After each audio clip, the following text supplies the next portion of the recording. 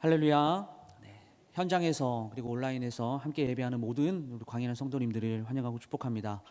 우리 이 시간에 우리 함께 읽은 본문의 말씀을 가지고 표면적 유대인, 이면적 유대인이라는 제목으로 오늘 하나님 말씀 전하겠습니다. 우리가 지난 본문에서 율법의 소유 여부와 관계없이 임하는 하나님의 심판에 대한 부분들을 우리가 함께 살펴보았습니다. 유대인이 율법을 가졌고 그리고 단순하게 그 율법을 듣는 것만으로 하나님의 심판은 우리와 상관이 없어, 나는 안전해, 이것을 보장하는 것이 아니고, 이방인들이 율법을 소유하지 않았고 율법을 듣지 못했기 때문에 하나님의 심판과는 우리는 상관없어 라고 말하지 못한다고 그렇게 말씀을 드렸죠. 왜 그렇습니까? 그들에게는 이 본성에 따른 양심을 소유하였기 때문에 그 양심이 율법에 말씀에 기록되어 있는 것을 행하면 그것이 그들에게 율법이 되기 때문에 하나님의 심판이 유대인이나 이방인이나 차별 없이 동일하게 적용된다라는 것이 지난 본문의 말씀이었습니다. 오늘 우리가 함께 읽은 본문의 말씀은 사실상 지난 본문이 예고편에 불과하다라는 것을 알려주고 있습니다. 이제 바울은 유대인들에 대한 구체적인 맹공을 퍼붓는데 이 종교 지도자들을 향해서 오늘 참 공격을 하고 있음을 발견하게 됩니다. 그래서 우리가 본문에 들어가기 전에 이쯤 되면 이 바울이 유대인들을 왜 이렇게 공격하고 있을까? 그 유대인, 그들이 과연 어떤 사람들인가, 누구인가 하는 것을 좀 자세하게 좀 살펴보아야 할 것 같은데요. 유대민족은 전 세계 모든 종족을 통틀어서 가장 특별한 민족입니다. 이 유대민족은 로마가 전 세계를 통치하던 이 AD 70년경에 이 티토라고 하는 장군에 의해서 예루살렘이 파괴가 됩니다. 그리고 그 이후에 나라를 잃고 전 세계로 뿔뿔이 흩어져 살았습니다. 그리고 약 2000년 정도 뒤인 1948년도에 다시 예루살렘에 모이게 되었습니다. 그러고는 잃어버린 자신들의 나라 이 이스라엘을 재건하였습니다. 우리가 역사 가운데 나라를 잃어버렸던 민족이 다시 그 땅에 나라를 세운 민족이 이 역사 가운데 있었습니까? 유대 민족이 유일무이합니다.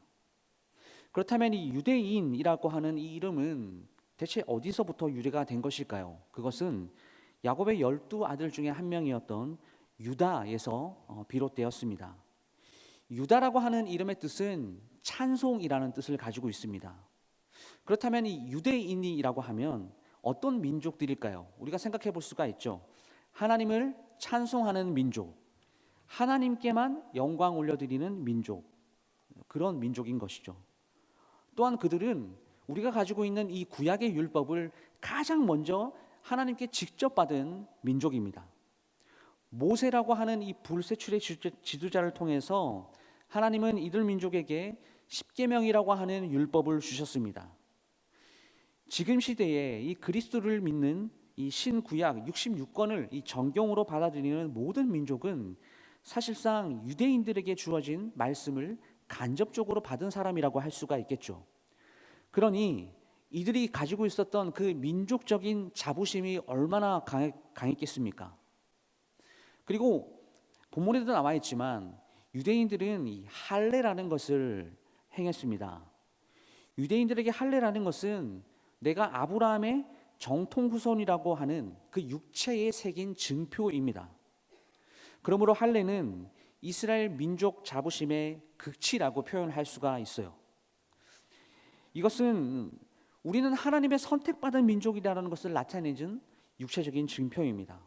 그래서 구약의 다윗이 형들에게 이렇게 전달해 줄 음식들을 가지고 전쟁터로 나아갔을 때 분노했던 이유가 있습니다. 무엇인지 아십니까? 어찌 할례 받지 않은 이방인이 할례 받은 유대인들을 공격할 수 있는가? 어떻게 할례 받지 않은 이방인들이 유대인의 하나님을 모욕할 수 있는가? 이런 이유 때문이었던 것이죠. 어쨌든 그들이 이 할례를 자기 민족의 특권이라고 생각을 했습니다. 근데 이러한 민족적인 자긍심 그리고 우월의식, 자부심, 할례 율법 이런 것들이 있었기 때문에 그들은 다시 잃어버렸던 이스라엘이라고 하는 그 나라를 재건할 수 있었던 것이죠. 그리고 만약에 이들이 하나님의 선택을 받았다라는 것, 그리고 우리가 하나님의 은혜를 입었다라는 것에 대해서 겸손한 마음을 가지고 하나님을 정말 사랑하고 율법을 잘 지켜 행하고 이웃을 진심으로 사랑하였다면 아마도 이들을 통해서 모든 민족이 하나님을 믿어 구원을 받고 천국 가는 것으로 이 세상은 아마 종말되었을 것 같습니다. 그러나 이 제사장 나라로서의 그 역할을 유대인들은 잘 감당하지 못했습니다. 유대인들은 이 지나친 우월감으로 다른 민족들을 멸시하기 시작했습니다. 유대 민족이 아닌 그 이방인들은 사람 취급도 안 했다라는 것을 우리가 알고 있죠. 뭐 이런 표현까지 있어요. 이방인들은 지옥의 땔감에나 필요한 존재야. 그들은 이 유대인 외에는 다른 종족을 인정하지 않았습니다. 그래서 오늘 바울이 이토록 유대인들을 비판하고 있는 것이에요. 하나님이 이들에게 허락하신 그 거룩한 특권이 변질시켜버린 것에 대해서 바울이 선지자적 마음으로 비판을 하고 있는 것입니다. 바울의 유대인 비판은 그 유대인들이 가지고 있었던 잘못된 하나님에 대한 이해, 그리스도를 메시아로 받아들이지 않는 것 등 이런 것들을 직접적으로 비판하려고 하는 목적도 있지만 오늘 이 본문의 비판의 진정한 이 사도 바울의 의도는 그리스도를 메시아로 받아들이고 하나님께로 다시 돌아와라. 율법을 직접 받은 너희들이 그 율법을 받은 사명과 책임을 다해야 된다. 다시 하나님 나라의 제사장으로서 역할을 잘 감당해야 된다. 이처럼 유대인들이 다시 하나님께로 돌아오기를 바라는 그러한 의도로 오늘 바울은 자신의 동족인 유대인들을 공격하고 있는 것입니다. 오늘 이 긴 본문을 좀 더 알기 쉽게 한번 구조로 한번 나누어 보았는데요. 먼저 17절부터 20절까지의 말씀은 유대인들이 가지고 있었던 특권을 공격하고 있습니다. 그리고 21절에서 23절까지의 말씀은 유대인들이 그 당시에 가지고 있었던 행했던 모순을 공격하고 있습니다. 그래서 24절에는 이게 소결론이 하나가 나오는데 너희들 때문에 이방인 중에서 하나님의 이름이 모욕을 받는다라고 소결론을 한번 내리고 있고요. 그리고 25절에서 27절까지는 이제 그 민족적인 자존심이라고 하는 유대인들의 할례를 공격하고 있습니다. 그리고 나서 28절부터 29절까지는 오늘 말씀의 결론에 해당되는 부분인데 표면적 유대인이 유대인이 아니라 이면적 유대인이 진짜 유대인이다라는 것을 말하면서 오늘 본문이 마무리가 되고 있습니다. 첫 번째 바울은 17절에서 20절까지 말씀에서 유대인들의 특권을 공격하고 있습니다. 본문을 다시 한번 보겠습니다. 17절 말씀을 보시면 유대인이라 불리는 내가 율법을 의지하며 하나님을 자랑하며 율법의 교훈을 받아 하나님의 뜻을 알고 지극히 선한 것을 분간하며 맹인의 길을 인도하는 자요 어둠에 있는 자의 빛이요 율법에 있는 지식과 진리의 모본을 가진 자로서 어리석은 자의 교사요 어린 아이의 선생이라고 스스로 믿으니라고 기록을 하고 있습니다. 먼저 바울은 유대인들이 하나님께 선택받은 민족으로서 부여받은 특권이 무엇인지를 오늘 설명을 하고 있습니다. 유대인들은 율법을 소유하고 살았습니다. 그들은 하나님을 사랑하는 민족이었고 하나님을 자랑하는 민족이었습니다. 또한 율법의 교훈으로 그 하나님의 뜻이 무엇인지를 알고 있었고 선한 것을 분별할 수 있는 판단력, 지혜도 가지고 있었습니다. 그리고 그들은 스스로 맹인의 길을 인도하는 자, 그리고 어둠에 있는 자들의 빛, 어리석은 자의 교사, 어린아이의 선생이라고 스스로 말을 했습니다. 이방인들은 율법을 소유하고 있지 않았기 때문에 본문에서는 이 맹인이라고 표현을 했습니다. 유대인들은 이런 이방인들에게, 이런 맹인들에게 교사가 되어서 율법을 잘 가르쳐 하나님께 이끌 책임이 있었습니다. 맹인들은 앞을 볼 수가 없죠. 그러나 이방인들은 유대인들의 인도를 받아야 하는 위치에 있었습니다. 근데 이런 면에서 유대인들은 자신들을 스스로 교사라고 자부했습니다. 유대민족은 이방민족과 다르게 하나님의 율법을 가졌고 하나님의 말씀을 듣고 배우는 교사의 자격으로 가르치는 특별한 민족이었던 것이죠. 바울이 지금 이러한 율법의 특권을 이 유대 민족들이 가지고 있으면서도 직무유기를 하는 유대인들을 공격을 하고 있습니다. 그리고 두 번째로 바울은 21절에서 23절까지 해서 유대인들의 모순을 공격하고 있습니다. 본문을 보시면 그러면 다른 사람을 가르치는 내가 내 자신은 가르치지 아니하느냐? 도둑질하지 말라 선포하는 내가 도둑질하느냐? 간음하지 말라 하는 내가 간음하느냐? 우상을 가증히 여기는 내가 신전 물건을 도둑질하느냐? 율법을 자랑하는 내가 율법을 범함으로 하나님을 욕되게 하느냐? 여기서 우리는 유대인들이 가지고 있었던 모순점을 발견할 수가 있습니다. 무엇입니까? 율법을 먼저 소유했고 하나님께서 선택하신 하나님의 선민이고 율법을 가지고 있었던 이방인들을 하나님의 그 빛의 자녀로 이끄는 책임을 가지고 있었던, 그래서 이방인들을 가르치는 교사로서 스스로 자랑하는 민족인 너희들이 왜 그 율법을 가지고 너희들 자신은 가르치지 않느냐? 그렇게 율법을 중요시하고 율법을 가르치는 너희들이 왜 율법을 지키지 않느냐? 지금 이것을 비판하고 있는 것이에요. 바울은 율법을 가르치면서 율법을 지키지 않는 이 유대인들의 이중성을 지적하고 있습니다. 그래서 말씀을 들으면서 여기서 우리는 이렇게 질문을 할 수가 있어요. 하나님의 선택을 받은 민족이라고 하는, 그리고 역사적으로 온갖 고초를 겪으면서 잃어버렸던 나라를 다시 재건할 수 있는 능력을 가진 이 민족, 기독교 신앙의 근간이 되는 구약을 가지고 있는 민족, 하나님께서 먼저 사랑하셨고 하나님께서 그 민족의 모든 인생을 책임지셨던 그 찬란한 역사를 가진 이 유대 민족이 어떻게 하다가 이 지경이 되었습니까? 여러분, 이 질문에 대해서 우리는 어떤 답을 오늘 말씀을 통해서 내놓을 수 있겠습니까? 그것은 바로 유대인들이 율법의 본질, 그 율법의 정신, 복음의 정신을 잃어버렸기 때문입니다. 이렇게 대답하면 되겠죠. 우리는 이 사실을요, 구약 성경 곳곳에서 발견할 수가 있습니다. 이스라엘의 총체적 암흑기를 기록하고 있었던 그 사사기, 이런 말씀이 있죠. 그때에 이스라엘의 왕이 없으므로 사람이 각기 자기 소견에 옳은 대로 행하였더라. 그리고 출애굽기에서는 이스라엘 민족이요, 금송아지를 만들어서 우상을 숭배했습니다. 그리고 말라기에서, 구약의 마지막 책인 말라기에서는 내가 너를 사랑하노라 라고 이렇게 말씀하셨던 하나님 말씀 앞에 이스라엘 백성들이요, 주께서 어떻게 우리를 사랑하셨습니까? 라고 이렇게 반문했습니다. 그 하나님의 천년의 사랑을 이 한마디 한순간에 완전 무너뜨려 버렸죠. 하나님께 드리는 그 예배를 번잡하고 귀찮은 것으로 여기고 깨끗하고 정결한 예물 대신에 눈이 없고 다리를 저는 부정한 제물을 바쳤습니다. 그것을 너의 총독에게 주어봐라, 이 예물을 받겠느냐? 이것이 구약의 마지막 말라기 시대에 일어났던 일이었습니다. 믿음의 찬란한 유산을 가지는 이스라엘, 유대민족은 이처럼 역사가 진행되면 진행될수록 하나님의 뜻을 올바르게 섬기지 못했고 하나님을 사랑하는 마음도 없어졌고 이웃을 사랑하는커녕 이방인들을 배척하고 차별하는 그곳에 하나님께서 주신 율법을 사용했다라는 거죠. 율법의 껍데기만 남게 된 것입니다. 그렇다면 우리가 가지고 있는 이 성경, 그들이 가지고 있었던 그 율법의 핵심이 무엇일까요? 바로 십계명이라고 할 수 있는데, 그 십계명의 그 모든 조항들을 이렇게 압축을 하면 딱 두 가지로 요약할 수 있습니다. 위로는 하나님 사랑, 옆으로는 이웃 사랑. 여러분, 이것은 우리 기독교의 기본 정신과도 같은 것이죠.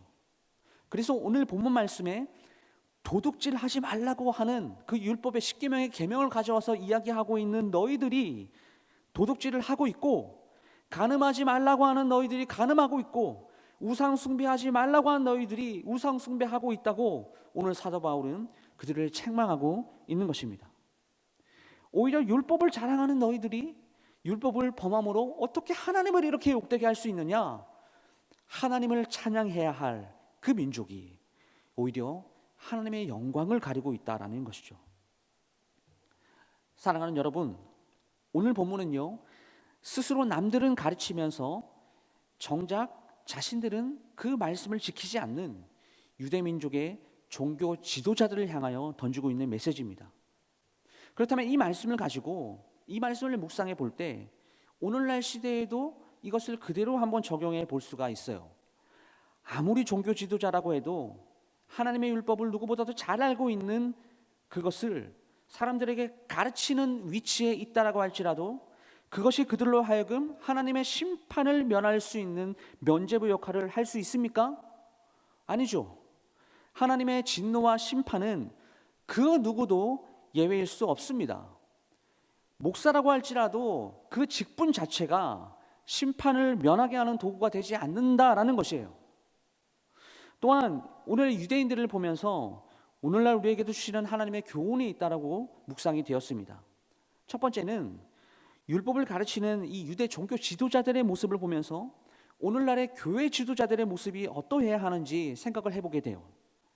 하나님의 말씀을 가르치는 목사가, 교사가 스스로 남들은 가르치면서 자신들은 말씀을 지키지 않는 이러한 이율배반적인 삶을 산다라는 겁니다.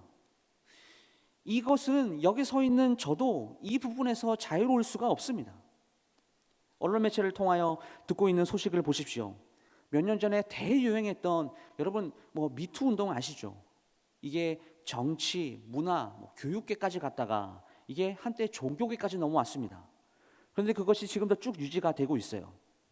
그리고 하나님께서 가장 싫어하시는 종교 지도자들의 성적인 타락과 교회 세습과 권력 욕과 명예 욕과 가장 높은 자리에서 영광 받기 원하는 그런 모습, 우리 세대들은 이러한 목회자들의 타락상들을 보면서 어떻게 목사가 저럴 수 있느냐 하며 분노를 표출하고 있습니다.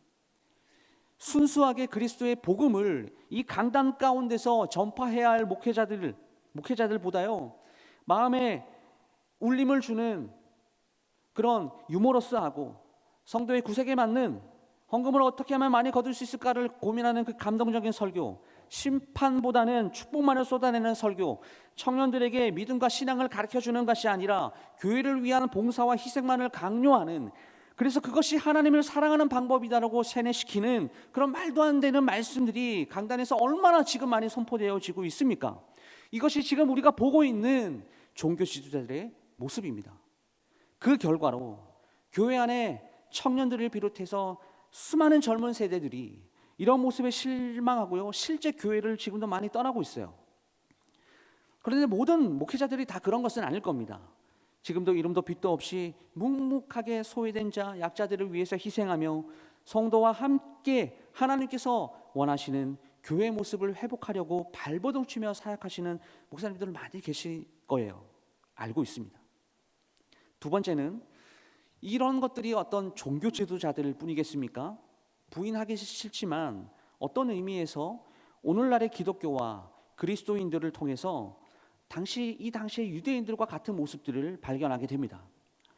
하나님께 영광을 올려드리고 하나님을 영화롭게 하고 하나님을 기쁘시게 하는 것이 구원받은 백성들의 마땅한 도리이고 우리의 인생의 목표인데 우리의 삶이 그렇지 못하다라는 것이죠. 그래서 오늘 성경은 우리에게 하나님을 사랑하고 이웃을 사랑하는 것이 그 율법이 우리에게 말하고 있는 진짜 핵심 정신인지 이와 반대되는 행동들로 하나님을 욕되게 하고 있는 것이 바로 우리의 모습은 아닌가, 이런 부분을 질문하고 있는 것입니다. 여러분, 예수님께서는 복음서에서 유대인들의 위선과 그 형식을 많이 책망하셨습니다. 대표적으로 마태복음 23장 13절 말씀에 이런 말씀이 있어요. 화 있으신저 외식하는 서기관들과 바리새인들이여, 너희는 천국문을 사람 앞에서 닫고 너희도 들어가지 않고 들어가려 하는 자도 들어가지 못하게 하는도다. 예수님께서 실제 책망하신 내용입니다. 서기관과 바리새인들은 그 당시의 종교 지도자들을 가리켜요.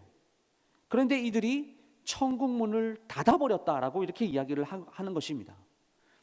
자기도 들어가지 못하고 남도 들어가지 못하게 하고 있다라고 예수님이 말씀하시는 것이죠. 여러분, 이것이 얼마나 안타깝습니까? 여기서 외식이라고 하는 이 단어는요, 위선이라고 하는 말입니다. 공동 번역 성경을 보게 되니까 이렇게 번역했어요. 화 있을진저 위선자들이요. 혹시 우리들에게는 이러한 위선적인 요소가 없습니까? 우리가 신앙인의 모습을 잃어버리고 종교인의 모습을 가지고 있지는 않습니까? 종교인은 무엇일까요? 같은 행위를 계속해서 반복하는 사람을 종교인이라고 이야기합니다. 종교적인 일을 계속해서 반복하는 사람들이죠. 바로 그런 사람들은요, 이런 위선에 빠지기가 너무나 쉬워요. 외식에 빠지기가 너무나 쉽습니다. 형식적으로 예배를 드리기가 너무나 쉽다라는 것이죠. 또한 그들에게는요, 특권의식이 있어요. 나는 남들보다 오래 믿었습니다. 나는 남들보다 교회에 많은 것들을 많이 바칩니다. 나는 남들보다 봉사의 기간도 더 깁니다. 그래서 어느 순간 나도 모르게 이러한 선민의식이 쌓이기 시작해요. 유대인들처럼 말이죠. 그래서 죄를 지어도 나는 지옥에 가지 않을 거라는 확신이 있어요. 내가 공로를 많이 쌓았으니까요. 교회를 아주 오래 다녔으니까요. 나는 직분이 아주 높으니까요. 그런데 이것이 그 당시에 유대인들이 가지고 있었던 생각이었어요. 여러분, 우리도 동일하게 이러한 착각에 종종 빠질 수가 있습니다. 그런데 그런 사람들을 향해서 주님께서 오늘 뭐라고 말씀하시는지 아십니까? 너희가 하나님의 말씀을 지키지 않으면 나와 아무 상관이 없다라고 말씀하시는 거예요. 마태복음 7장 21절에서 27절까지의 말씀을 보게 되면요, 이런 말씀이 있습니다. 나더러 주여 주여 하는 자마다 다 천국에 들어갈 것이 아니요 다만 하늘에 계신 내 아버지의 뜻대로 행하는 자라야 들어가리라. 그러므로 나와 이 말을 듣고 지키는 자는 반석 위에 집을 지은 지혜로운 사람 같고, 이 말을 행하지 아니하는 자는 그 집을 모래 위에 지은 어리석은 사람과 같다. 예수님의 말씀입니다. 예수님께서는 이렇게 경고하셨습니다. 이것이 바로 오늘 우리들의 문제예요. 이 당시에 사도 바울에게 책망받았던 유대인들의 문제였습니다. 근데 그들은 그것만이 아닙니다. 그들은요, 율법말을 자랑한 게 아니었습니다. 오늘 세 번째로 25절에서 27절까지의 말씀을 보시면 사도 바울이 유대인들의 할례를 공격하고 있습니다. 본문을 보시게 되면 내가 율법을 행하면 할례가 유익하나 만일 율법을 범하면 내 할례는 무할례가 되느니라. 그런즉 무할례자가 율법의 규례를 지키면 그 무할례를 할례와 같이 그릴 것이 아니냐. 또한 본래 무할례자가 율법을 온전히 지키면 율법 조문과 할례를 가지고 율법을 범하는 너를 정죄하지 아니하겠느냐. 그들이요, 할례를 자랑했는데 이 할례도 사도 바울의 말에 의하면 특권의식이 될 수 없다라는 거죠. 여러분, 할례를 받은 사람들이 율법을 지키지 않는다면 그 할례가 무엇이 의미가 있겠습니까? 오늘 우리가 읽은 성경에 보면 주로 사도 바울이 이렇게 이야기하고 있어요. 너가 율법을 범하면, 그리고 율법을 행하면, 이런 말들이 계속해서 반복되어서 나온다는 것을 우리가 확인할 수 있습니다. 너희들이 할례 받은 사람이지만 동시에 율법을 지키지 않으면 할례를 받지 않는 사람과 대체 너희들과 다를 게 뭐가 있느냐? 그러나 오히려 이방인들은 할례를 받지 않았습니다. 사도 바울은요, 무할례자라도 율법을 지키면 그들이 진정한 할례자가 아니냐, 이렇게 설명을 하고 있어요. 이것을 조금 더 쉽게 말씀을 드리면 결혼 반지를 한번 생각해 보시죠. 결혼을 할 때 서로가 결혼 예물로서 반지를 주고 받습니다. 근데 그 반지를 끼우는 이유가 무엇입니까? 내가 이제는 내 아내, 여기 앞에 서 있는 내 남편만을 사랑하겠다라는 그런 의미를 가지고 있죠. 그런데 만약에 반지를 버젓이 끼고 밖으로 나아가서 다른 여성분을 사귀고 다른 남성분과 사귀고 교제한다면 그것은 반지를 끼지 않는 것보다 못한 것입니다. 아예 반지를 빼버리는 것이 더 낫다라는 거죠. 반지를 꼈다라는 것은 내가 한 사람만을 사랑하겠습니다 라고 하는 그 사랑의 증표인 것입니다. 바로 유대인들이 그렇습니다. 그들은 오직 하나님만을 섬기고 하나님 말씀에 순종한다는 그 의미로, 그 증거로 육체의 증표를 남겼어요. 할례라는 것을 통해서 말이죠. 그런데 그들이 그 육체의 증표인 그 할례만을 자랑하면서 하나님 말씀에 순종하지 않는다라면 무엇이 의미가 있겠습니까? 할례가 결코 그들을 구원할 수가 없습니다. 여러분, 우리는 할례를 받지는 않지만 세례라는 것을 받습니다. 그러나 세례가 우리의 구원이라는 것을 보장하는 것은 아니에요.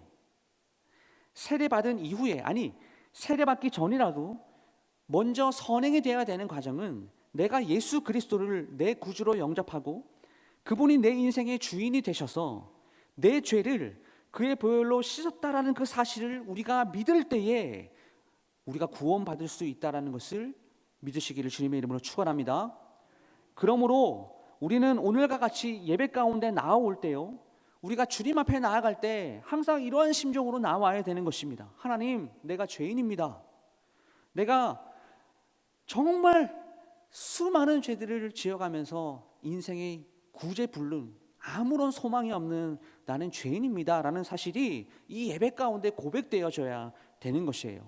그런데 유대인들은요, 자신을 의인이라고 생각했어요. 그리고 의인처럼 행동했습니다. 사랑하는 광영교회 모든 성도 여러분, 우리는 늘 주님 앞에 죄인의 모습으로 서 있다는 사실을 기억해야 합니다. 그러므로 오늘 나는요, 어떤 사람이에요? 이렇게 죄인이라는 사실을 고백하고 죄인이라는 사실을 알고 나온다면 오늘 이 예배 가운데 나는 주님의 긍휼과 사랑과 은혜가 필요한 사람인 거예요. 주님의 은혜가 필요한 사람입니다 라고 고백하면서 이 자리에 서야 된다라는 것이죠. 그것들을 다 망각해버리고 내가 의인이라고 착각을 하는 그 순간 우리도 동일하게 남을 정죄하고 남을 판단하고 남을 비판하게 됩니다. 여기에 잘못된 유대인들의 모습이 있었던 거죠. 유대인들은 그런 잘못된 착각을 가졌어요. 자신이 내가 지옥 문 옆에 서 있다라고 할지라도 할례받은 사람은, 할례받은 나는 지옥에 떨어지지 않는다라고 아브라함 우리 조상이 지키고 있다라고 이렇게 생각을 했어요. 그러나 그것들은 잘못된 생각이었죠. 그가 세례를 받은 사람이든 중직자든 목사라고 할지라도 수십 년의 신앙의 연륜을 가지고 있다라고 할지라도 예수 그리스도의 보혈을 믿지 않는다면 그는 결코 구원을 받을 수 없습니다. 오늘 본문 28절과 29절의 본문을 보시면요, 무릇 표면적 유대인이 아니요 표면적 육신의 할례가 아니니라 오직 이면적 유대인이 유대인이며 할례는 마음에 할지니 영에 있고 율법 조문에 있지 아니한 것이라 그 칭찬이 사람에게서가 아니요 다만 하나님에게서니라 라고 기록을 하고 있습니다. 말씀을 마무리하겠습니다. 오늘 마지막으로 우리가 함께 보았던 28절과 29절은 오늘 본문 전체의 결론입니다. 이 구절을 읽으면서 우리가 어떤 그리스도인으로 서야 할지를 깨닫게 됩니다. 마지막 결론 부분에 바울이 이 두 가지의 유대인 종류를 설명하고 있습니다. 이게 참 생소한 표현인데 표면적 유대인이라는 말이 나오고 그리고 이면적 유대인이라는 말이 나와요. 이게 무슨 말일까요?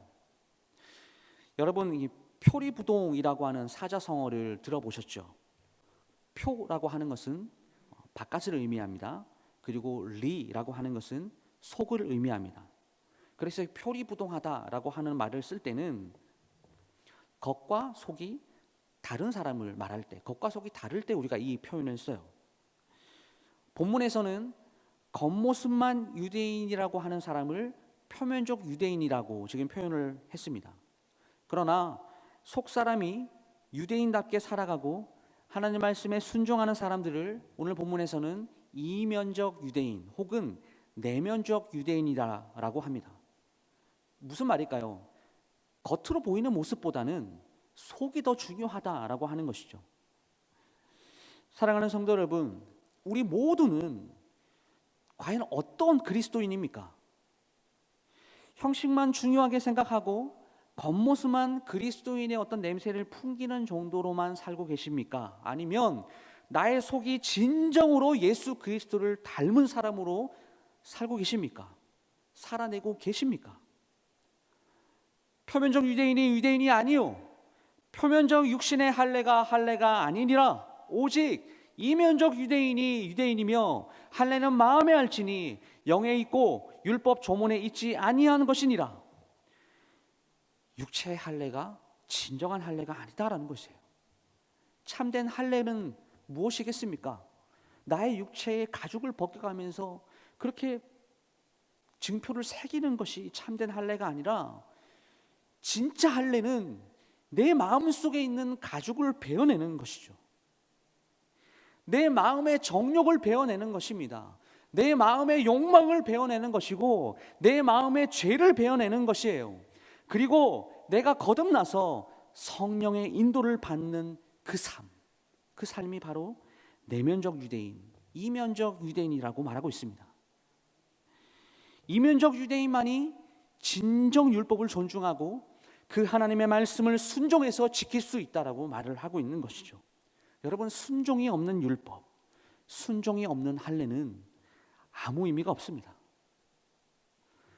여러분, 그렇다면 우리가 어떻게 하면 하나님의 말씀을 순종하면서 이러한 내면적인 변화를 경험하며 삶을 살 수 있을까요? 너무나 간단해요. 내가 죽어야 됩니다.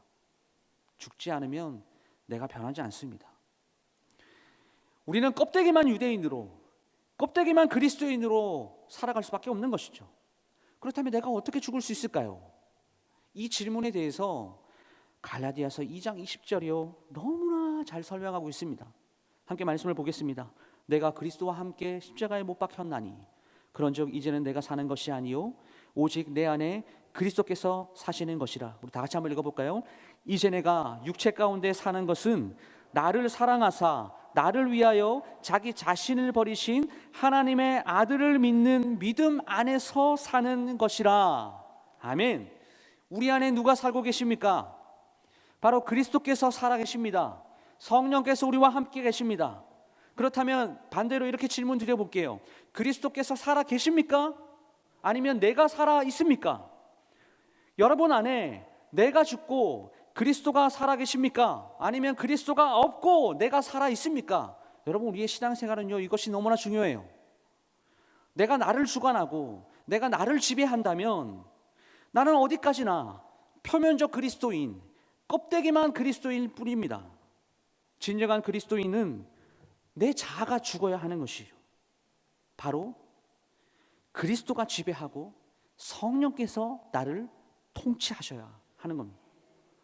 사랑하는 여러분, 겉과 형식을 중요시하는, 그래서 그것이 남을 판단하고 정죄하고 스스로 자만하는 그러한 종교 행위를 이제는 멈추고 그리스도를 신뢰하고 그리스도만 의지하고 그리스도만 내 마음의 왕자의 주인으로 모시며 살 수 있기를 주님의 이름으로 간절히 축원드립니다.